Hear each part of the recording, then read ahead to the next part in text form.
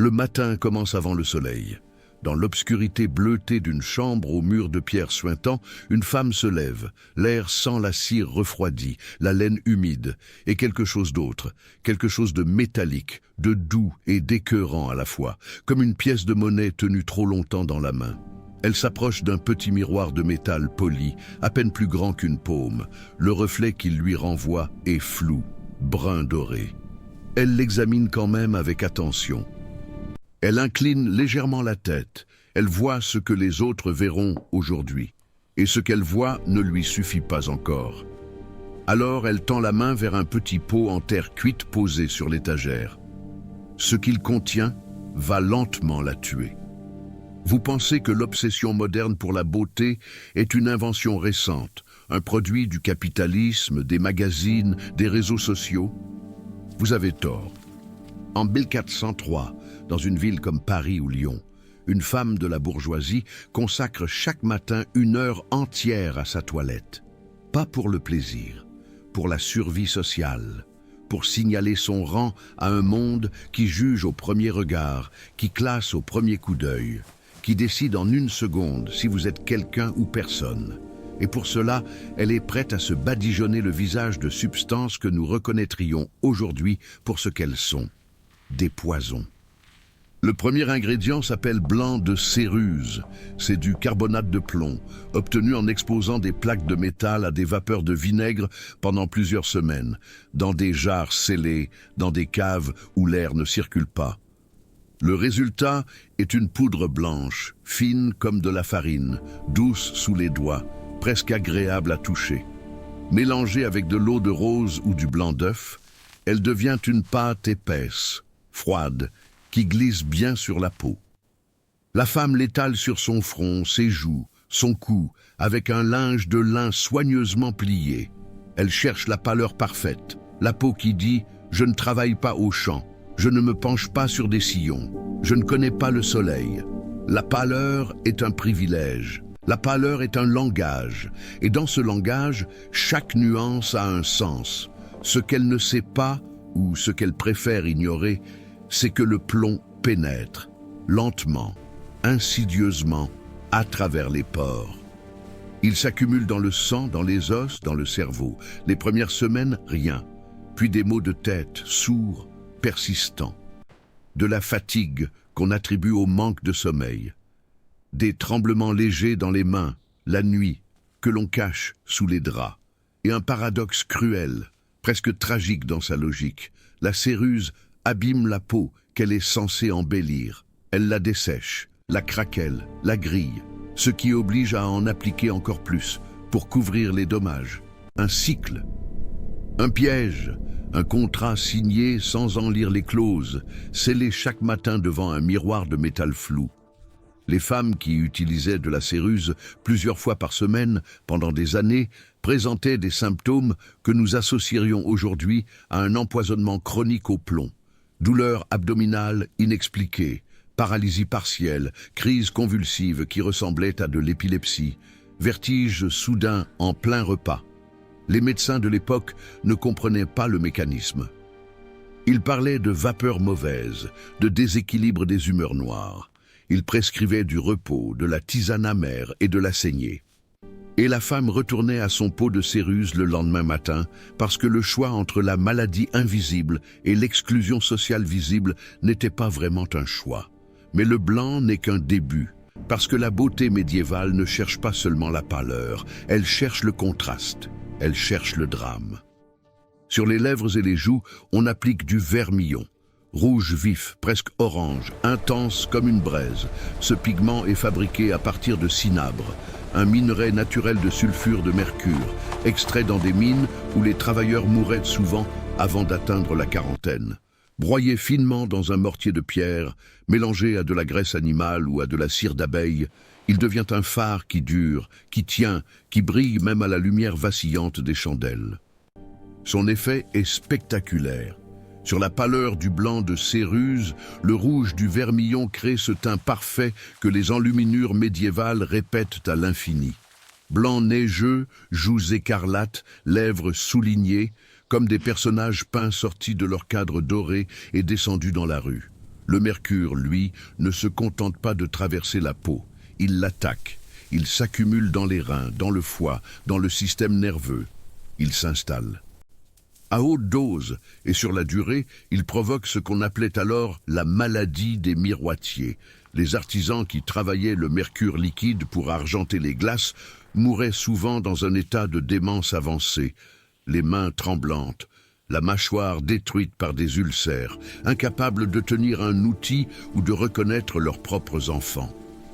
Les femmes qui portaient du vermillon tous les jours ne mouraient pas aussi vite, mais le chemin était le même, simplement plus silencieux, plus long, plus difficile à identifier.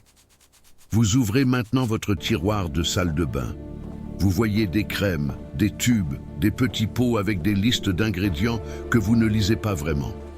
Il y a des parabènes, peut-être, des perturbateurs endocriniens cachés sous des noms latins rassurants. Des nanoparticules dont on ne connaît pas encore tous les effets à long terme. L'histoire n'est pas aussi différente que vous le croyez. Seuls les poisons ont changé de nom. Et peut-être aussi leur vitesse. Pour les yeux, les femmes médiévales utilisaient du kohl ou des préparations à base d'antimoine, un métalloïde aux propriétés proches de l'arsenic, gris argenté, lourd dans la main. Le tracé sombre autour de l'œil, ce geste que nous associons volontiers à l'Égypte antique, traversait les siècles et les civilisations sans s'arrêter. En France médiévale, on l'appliquait avec un petit bâtonnet de bois ou d'os poli, en tirant une ligne précise sur la paupière inférieure. L'effet dramatique, presque iconique, qui agrandissait le regard et donnait aux yeux cette profondeur sombre que les poètes de l'époque décrivaient comme des puits dans la nuit. Le prisme invisible, l'antimoine absorbé en petites quantités répétées, s'accumule dans les tissus. Il provoque des nausées, des troubles digestifs chroniques, dans les cas graves, des arythmies cardiaques silencieuses. Et pour les cheveux, la mode des XIVe et XVe siècles en France préférait les fronts hauts, presque rasés à la naissance des cheveux, et les sourcils fins, parfois entièrement effacés, pour allonger visuellement le visage selon les canons esthétiques du gothique tardif. Pour obtenir ce résultat, on utilisait des dépilatoires, mélange de chaux vive, de sulfure d'arsenic jaune, appelé or-piment, et de cendres alcalines fortement concentrées. Ces préparations brûlaient littéralement le poil à la racine. Elles brûlaient aussi la peau, laissaient des plaques rouges, des démangeaisons, parfois de petites cicatrices que l'on cachait ensuite sous la céruse. Le cercle recommençait, toujours. Il faut s'arrêter ici et comprendre quelque chose d'essentiel, parce que l'erreur facile, l'erreur confortable, serait de regarder ces femmes avec condescendance ou pitié. Elles n'étaient pas ignorantes, elles n'étaient pas naïves. La dangerosité de certains de ces produits était connue, au moins partiellement, au moins de certains. Des textes médiévaux mettent en garde contre l'usage excessif de la céruse. Des médecins arabes, traduits et diffusés en Europe, notèrent les corrélations entre le plomb et certains symptômes neurologiques. Mais la pression sociale, le regard du mari, le jugement des pères, la nécessité de paraître dans un monde où l'apparence déterminait l'alliance, le mariage, le contrat, la place que l'on occupe dans la hiérarchie visible de la société, cette pression était plus forte que la peur du poison. Elle l'a toujours été, elle l'est encore. Ce n'était pas de la stupidité. C'était un calcul fait en pleine conscience. Dans un monde où les alternatives n'existaient pas, la femme du forgeron n'avait pas accès à ces produits. Elle non plus n'était pas sans soin pour son apparence, mais ses moyens étaient différents. Du jus de betterave écrasé pour les joues lors des grandes fêtes, de la poudre de charbon de bois pour souligner le bord des paupières, du miel pour les lèvres sèches en hiver, des recettes simples, transmises à voix basse, qui ne coûtaient rien et ne tuaient personne. La céruse et le vermillon, eux, coûtaient cher. Ils étaient vendus par des apothicaires dans de petits pots scellés à la cire rouge, parfois importés d'Italie ou des pays arabes via les routes de commerce qui traversaient les Alpes. Les porter sur le visage signifiait appartenir à une certaine classe, disposer d'un certain revenu. La beauté médiévale n'était pas séparée de l'économie. Elle en était le visage le plus littéral. Les hommes aristocrates n'étaient pas entièrement exempts de ces pratiques. Certains utilisaient de légères préparations pour unifier le teint, un soupçon de kôl dans des contextes de représentation formelle, des huiles parfumées pour les cheveux et la barbe. Mais la charge de l'apparence, sa lourdeur quotidienne, son coût accumulé, sa dangerosité silencieuse reposaient presque entièrement sur les femmes. Ce déséquilibre aussi traverse les siècles avec une constance déconcertante. Il y avait pourtant, dans tout cela, une forme de génie artisanal que l'histoire a trop vite oublié. Ces femmes étaient leurs propres cosméticiens, leurs propres chimistes empiriques, sans laboratoire et sans titre. Elles transmettaient des recettes de mère en fille, de tante en nièce, ajustaient les proportions selon les saisons, remplaçaient un ingrédient indisponible par un autre qu'on trouvait au marché. Une préparation de blanc d'œuf fouetté avec de l'eau de rose et un peu de farine de riz pour faire tenir la poudre plus longtemps sur la peau grasse des journées d'été. Une touche de safran dans la cire pour les lèvres, pour un jaune doré qui évoquait la richesse sans être la céruse.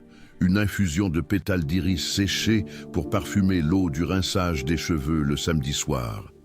Des gestes précis, répétés des milliers de fois, perfectionnés sur des décennies, enseignés à genoux au bord d'un basin de cuivre. Ce savoir n'était pas moins sophistiqué que le nôtre. Il était simplement moins sûr. Et il n'avait pas de brevet. Vers la fin de sa vie, si elle atteignait la cinquantaine, ce qui n'était pas garanti à une époque où les infections emportaient les femmes en couches et les épidémies frappaient sans prévenir, cette femme du XIVe siècle portait les traces de sa beauté comme des cicatrices invisibles gravées dans ses organes. Un tremblement léger dans les doigts au moment de tenir un verre. Une mémoire qui flanchait parfois au milieu d'une phrase. Une peau plus fragile, plus fine, comme du parchemin usé qui se froissait au moindre contact. Les médecins disaient que c'était l'âge, que c'était la nature, que c'était la volonté de Dieu qui reprend ce qu'il a donné.